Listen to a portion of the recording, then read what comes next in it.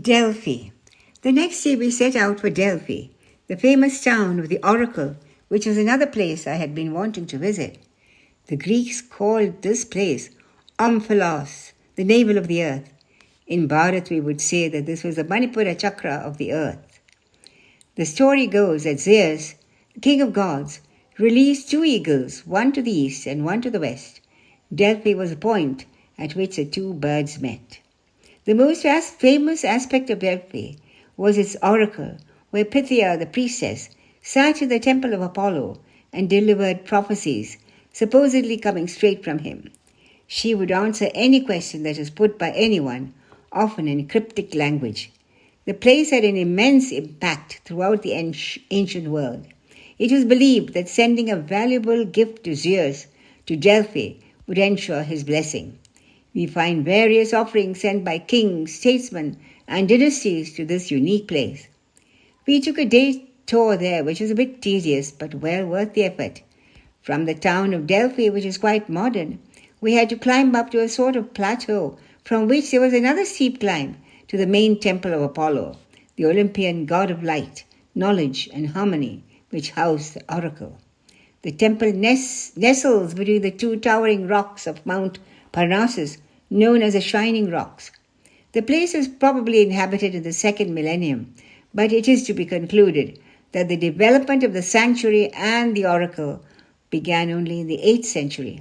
However, the fame of the oracle spread throughout the ancient world, and many pilgrims used to come to the site to receive an oracle from Pythia, the priestess of Apollo.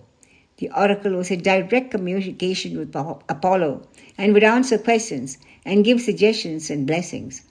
The oracle's influence extended throughout the Greek world, with rulers and individuals seeking consultation on various matters. One thing that strikes you is that the temple was built in such a way that it was in perfect harmony with nature. This is one of the most striking features of Delphi. It seemed to be nestling in the arms of the mountains. Apart from the temple, the most arresting feature is the stadium, which held the Pythian Games, which is one of the 4 games of ancient Greece. It was started in the 6th century to commemorate the slaying of the Python by Apollo. This took place every 4 years, in between the Olympic Games, and continued to the 4th century AD. There is also an ancient theatre, which is on the same hill as the Temple of Apollo, but located above it. This provided the audience with a great view of the entire sanctuary, as well as the olive tree valley on the other side. Dating back to the 4th century BC, the theatre was constructed using the limestone from Mount Parnassus.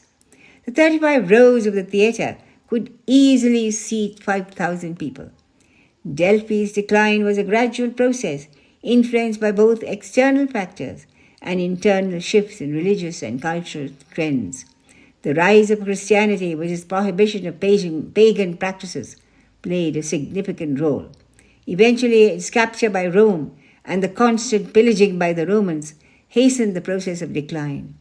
We owe our thanks to the French government, which shifted the village that has grown over it and took up the task of renovating the place. This is the Delphi we see today. Hari Om. That's it.